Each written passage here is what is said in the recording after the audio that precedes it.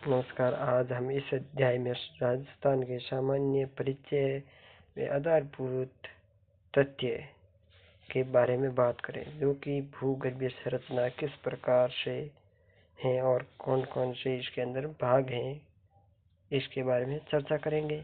जैसे राजस्थान की भूगर्भीय संरचना आर्कियन काल से लेकर नूतन काल तक फैली है। राजस्थान भारतीय प्रायद्वीपीय पठार का उत्तर पश्चिमी हिस्सा है। एम हेरोन ने 1936 से और 1953 में राजस्थान के भूविज्ञान का पहला विस्तृत विवरण दिया था। राजस्थान को खनिजों की विविधता के कारण खनिजों का अजायब घर भी कहा जाता है और अरावली पर्वतमाला यानी कि विश्व से सबसे प्राचीन वलित पर्वत श्रृंखलाओं में से एक है।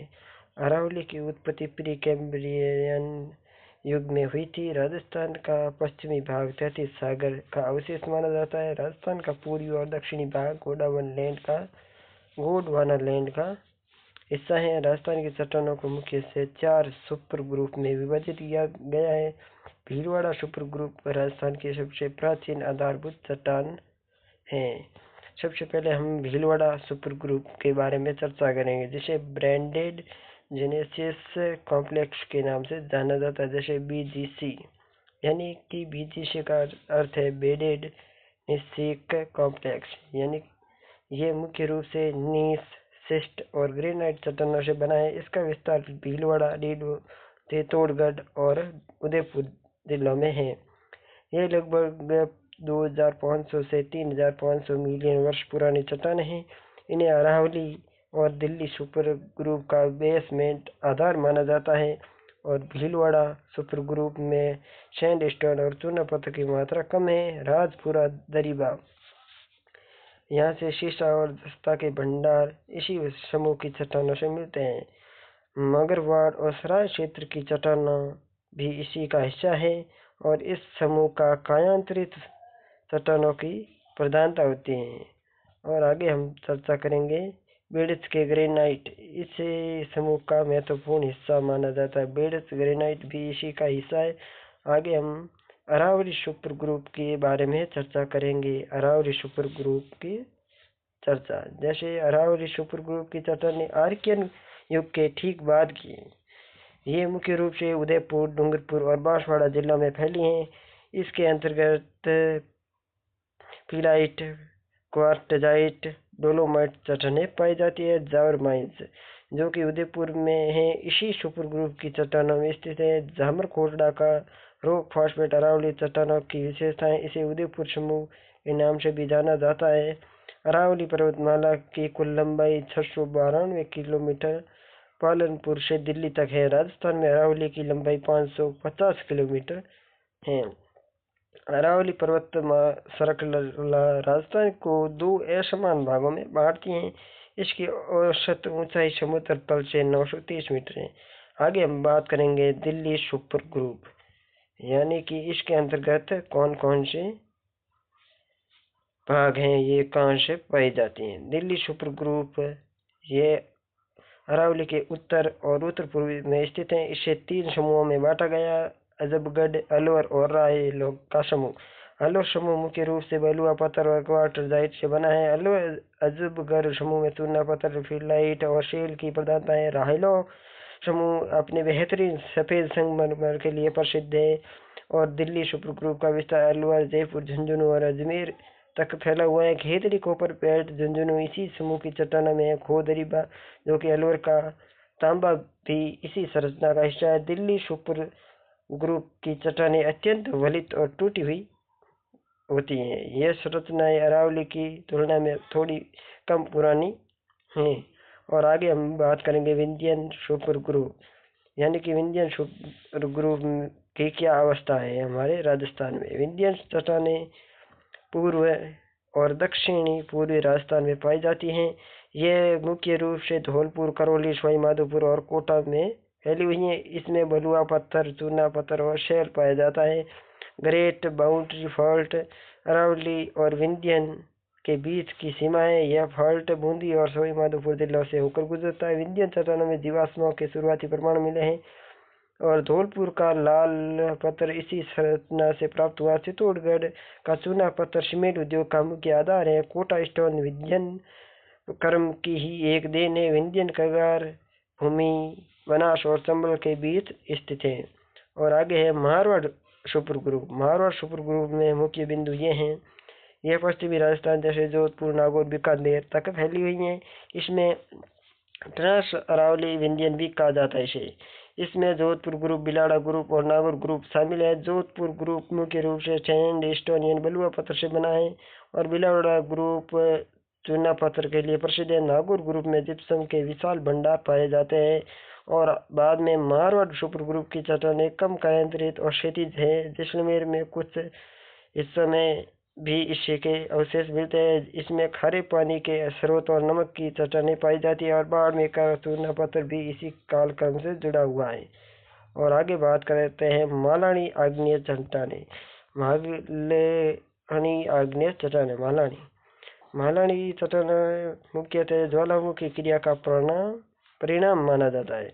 यह भारत का सबसे कैम्ब्रियन ज्वालामुखी क्षेत्र है। इसमें रायोलाइट और ग्रेनाइट चट्टानें मुख्य है। जोधपुर का मेहरानगढ़ जिला इन्हीं चट्टानों से निर्मित है। जालोर का गुलाबी ग्रेनाइट इसी हिस्सा का हिस्सा है। शिवाना बाड़मेर की पहाड़ियाँ इसी संरचना से बनी है। मालानी चट्टानें लगभग 680 से 750 मिलियन वर्ष पुरानी है। इन्हें जालोर ग्रेनाइट और ईदर ग्रेनाइट भी कहा जाता है। यह संरचना ग्रेनाइट की प्लूरोनिक और वॉल्केनिक दोनों अवस्थाओं को दर्शाती है। पश्चिमी राजस्थान के धरातल को कठोर बनाने में इनका बहुत बड़ा योगदान है। आगे हम बात करते हैं मेसोजोइक और जुरासिक संरचना, जो कि इस प्रकार है। मेसोजोइक काल की चट्टानें मुख्य रूप से जैसलमेर बाड़मेर में मिलती है। जैसलमेर का आकल पोलिस वुड पर जुरासिक काल का है। यहाँ 180 मिलियन वर्ष पुराने लकड़ी के जीवाश्म मिले हैं। जैसलमेर की लाठी सीरीज मीठे पानी के जल व्रत के लिए प्रसिद्ध है। लाठी सीरीज जुरासिक काल की भूगर्भीय संरचना है। जैसलमेर का पीला पत्थर इसी काल की देन है। मेसोजोइक चट्टानों में समुद्री निक्षेपों की अधिकता है और बाड़मेर के शाचौर बेसिन की नींव इसी काल में पड़ी थी। इस काल की चट्टानों में चूना पत्थर और बलुआ पत्थर की परतें हैं। यह क्षेत्र कभी पूरी तरह समुद्र के नीचे हुआ करता था, जो वर्तमान में ऊपर उठा हुआ प्रतीत होता है। आगे है टर्शियरी काल और खनिज तेल, यानी कि कहाँ खनिज पाए जाते हैं, जिसके अंतर्गत तेल के उत्पादन के भंडार प्राप्त होते हैं। जैसे टर्शियरी काल की संरचना पश्चिमी राजस्थान के लिए आर्थिक रूप से महत्वपूर्ण है। इस काल में लिग्नाइट कोयला का निर्माण होता है और पालाना यानी बीकानेर और कपूरी, जलीपा, बाड़मेर में के कोयला भंडार इसी काल के हैं। खनिज तेल और प्राकृतिक गैस इसी संरचना में पाए जाते हैं। बाड़मेर सांचौर बेसिन भारत का प्रमुख तेल उत्पादन क्षेत्र है। मंगला, भाग्यम, ऐश्वर्या तेल क्षेत्र टर्शियरी चट्टानों में स्थित है। जैसलमेर का घोटारू और डांडीवाला देश इसी क्षेत्र के हिस्सा। टर्शियरी काल में राजस्थान का पश्चिमी भाग धीरे धीरे समुद्र से बाहर आया है। इस काल की चट्टानें मुख्य रूप से अवसादी हैं। मुल्तानी मिट्टी के भंडार इसी काल की चट्टानों में मिलते हैं। आगे बात करते हैं हम क्वाटरनरी यानी और वर्तमान संरचना।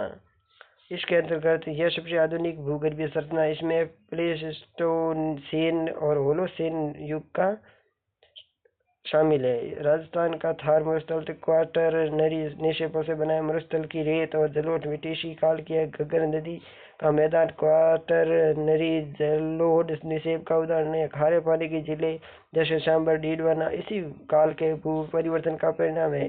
अरावली के पूर्वी में मैदानी भाग में निक्षेपित उपजाऊ मिट्टी इसी काल की है। राजस्थान में मरुस्थलीकरण की प्रक्रिया क्वाटरनरी काल में तेज हुई थी।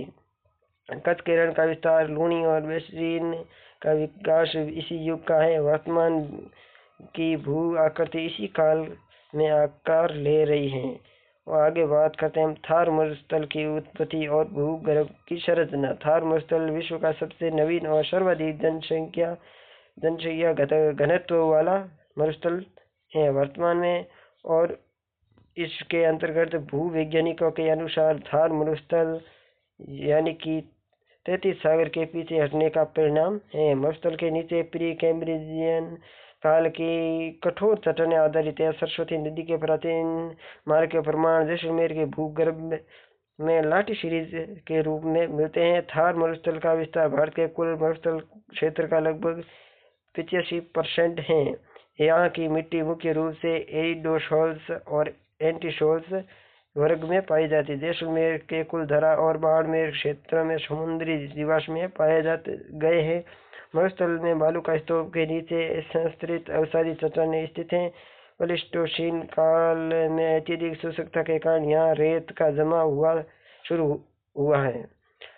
थार मरुस्थल को शक्ति का युवा घर कहा जाता है क्योंकि यहाँ सौर और पवन ऊर्जा की अपार संभावना है और यहाँ की भूगर्भीय संरचना में कैल्सिफिकेशन की प्रक्रिया से कंकर की परत बनती है। बाड़मेर के थार डेजर्ट पार्क में मेसोजोइक काल के सरीसृपों के अवशेष मिले हैं। मरुस्थल का ढाल उत्तर पूर्व से दक्षिण पश्चिम कच्छ के रण की ओर है। होक और एस गोडी ने मरुस्थल की शुष्कता पर विस्तृत शोध किया था।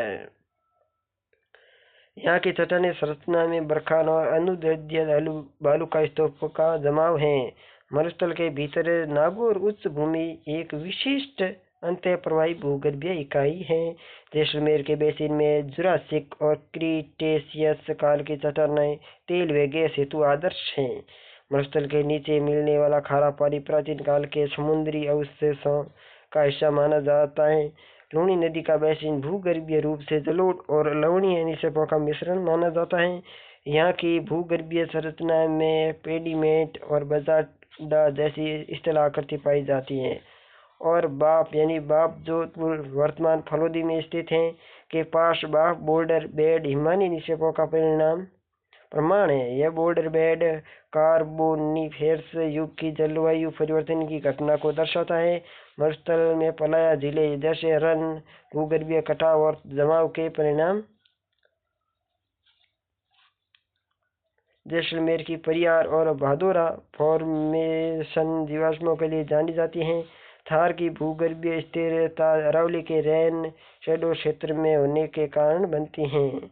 राजस्थान के खनिज तेल और गैस बेसिन राजस्थान के मुख्यतः 4 पेट्रोलियम बेसिन पाए गए हैं जो कि ये बेसिन लगभग 1,50,000 वर्ग किलोमीटर क्षेत्र में फैला है। बाड़मेर सातवां बेसिन राजस्थान का सबसे महत्वपूर्ण तेल उत्पादन बेसिन है।